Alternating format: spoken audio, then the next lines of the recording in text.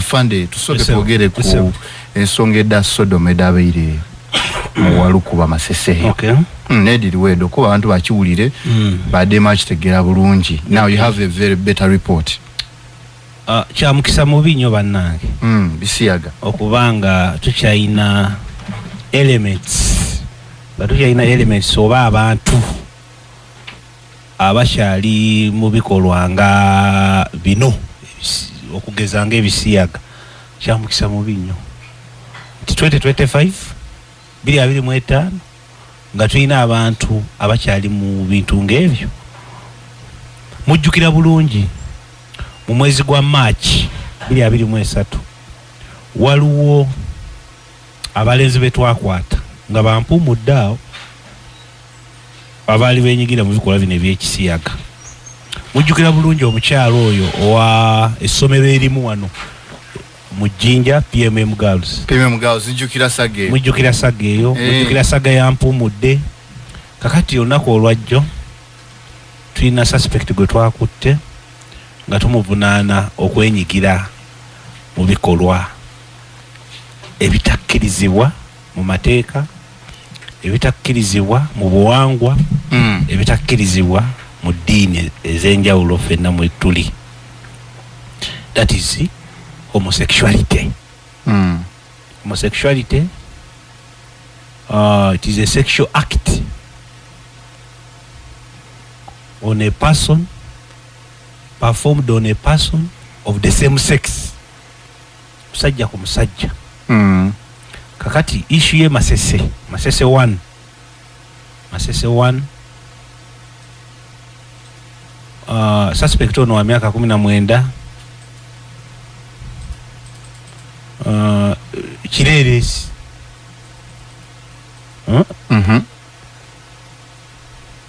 Yagudde ku mwana wa miaka 10. Miaka 10. Imagine mwana yabadde agenze mu toilet.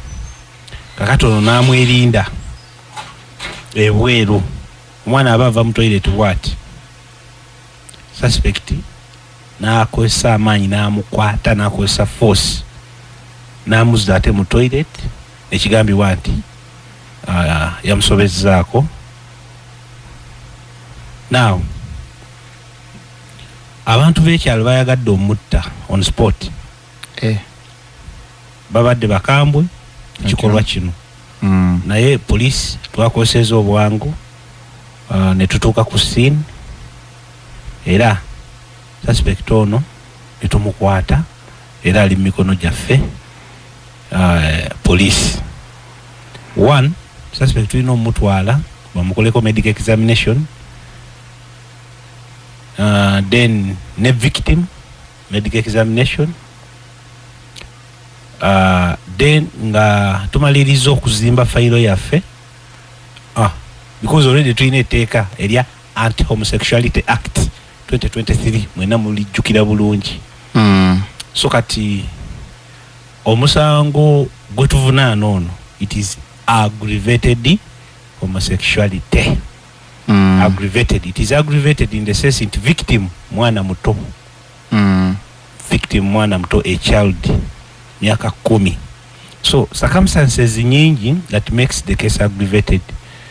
For example, victim waba mwana muto, victim wabanga alina obukosefu ku mubiri oba ku bwongo, then suspect wabanga wa lulango muzi wa is a serious offender azze emirundi n'emirundi bamuvunaanako musango gwe gumu era ne gumusinga.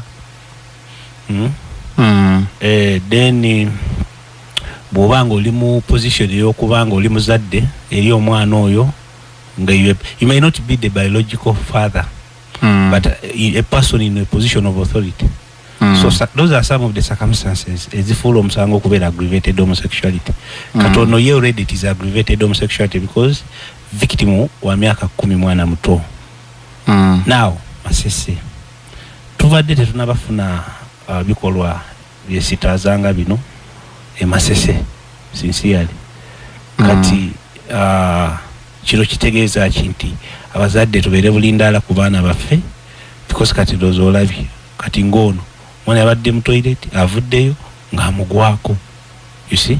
So kitegeeza nti we need to be alert when it comes to protection of our children. Protection y'abaana kikulu nnyo. Protection y'abaana tolina girekera police yokka, tolina girekera ba NGOs, tolina girekera civil society organization, tolina girekera government. But the first protection eweewo omwana, it comes from you, tata oba mama oba abataka b'ekyalo ekyo. That is the first nga wekyabadde Masese one, people were concerned, very very much concerned. So that is the first line of protection omwana gyafuna before you even think about police, government and other NGOs. Then nekirala nti schools, amasomero, time and again Tuesday tufuna reports nti essomero lino by it seems there is homosexuality. We are not going to mention schools. Naye omuzungu agamba if the shoe fits then you put it on. Engatto wewe kutuuka gyambale, wewe eri size 8 kati hiyo tugikuwadde 8 yambale engatto eyo. Now amasomero agatalina monitoring system ennungi. They don't monitor children. Ng'abaana bakosebwa kubanga mulimu omwana gwe bakosa n'asalawo okusirika. Kakati okujjako ng'atandise okuvunda alyoka avaayo okubyogera. Then okubyogera n'agamba bino byali byatandika mu December walasiya. Kati kitegeeza. Then bw'ogenda ku ssomero to inquire nga the school tebalina idea yonna. They have no idea. So kitegeeza monitoring safety ey'abaana ng'essomero muba mu lackinga. You are lacking that. Ebintu mubitwala for granted. You get it? So schools, matrons, head teacher, in fact head teacher is the first person. Head teacher, make sure nti bw'oba head teacher you have a system. Nti gwe head teacher n'oba oli London, system yesigale monitoringa safety y'abaana. Oba bali mu dormitory, oba bazanya mpiira, oba bali mu kilasi, oba bali mu library, oba bali mu laboratory. That system has to work 24/7. Ebyo byogamba nti tubadde tetumanyi ng'ate omwana anaratinga nti byaliwo okutandika mu mwezi gwa July. Nga you have no idea. Nga administration you have no idea. Then we are going to take you on nga head teacher. We are going to take you on nga omusomesa. We are going to take you on nga tetunaba kwata metron. Over the first person abeera mu dome nga tetunaba kwata oyo. Head teacher, you are the first person because you are the overall supervisor. You are the overall supervisor. You supervise human resource and non-human resource.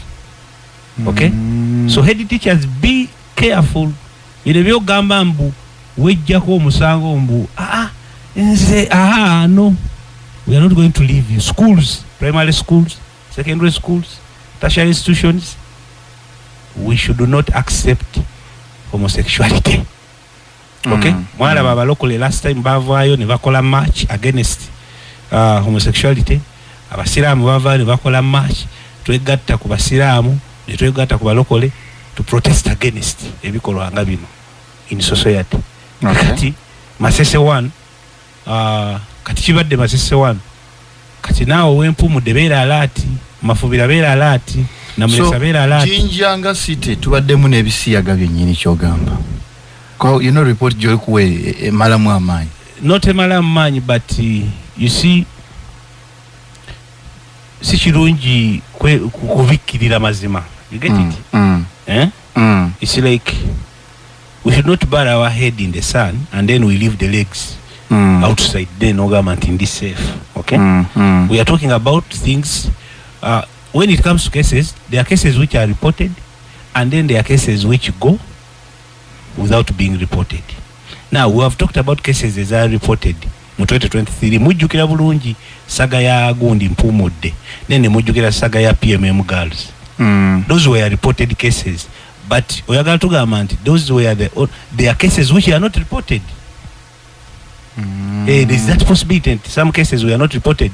Ngebisiyaga bino biri mu maka gammwe, oli Land Road oyina abapangisa nga babikola ne Land Road n'osirika kubanga bakuwa sente zo bazikuwa.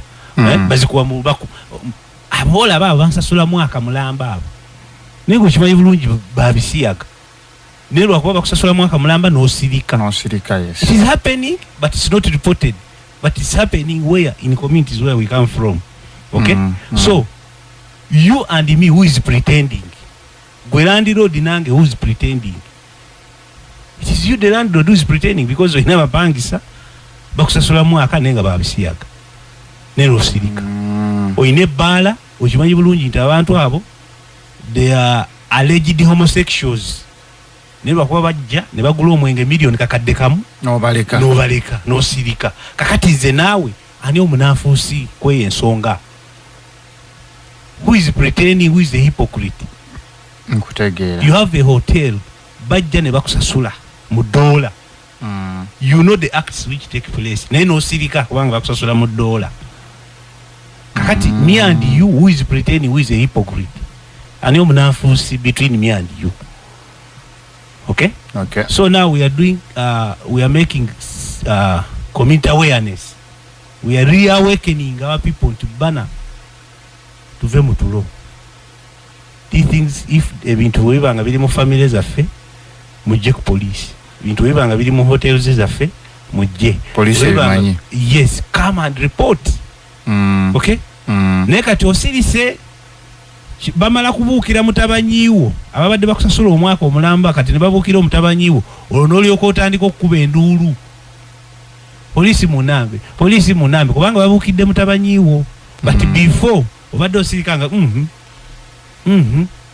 ate oba bansasula mwaka be bamanyi bantu bakulu. Okay. But bantu bakulu, but it is not allowed mu mateeka mu buwangwa ne gundi ne.